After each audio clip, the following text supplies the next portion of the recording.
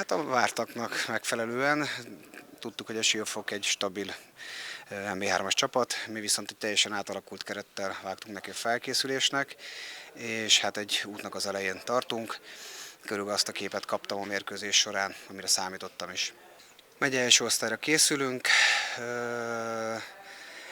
Számomra jelenleg az osztály kicsit sötétló.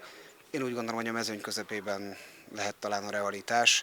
Ha minden nagyon-nagyon jól sikerül, akkor az élmezőny második feléhez csatlakozhatunk, bár jelenleg nem tudom megmondani, hogy milyen erőviszonyok vannak a megye első osztályban. Keretre való játékos távozott, tavalyi keretből 3-4 játékos maradt, utánpótlásból kerültek fel hozzánk fiúk, illetve pár érkezőnk van, de akkora mozgás volt a játékos keretben, hogy ha lehet, akkor most nem sorolnék neveket, mert nem szeretnék senkit kihagyni.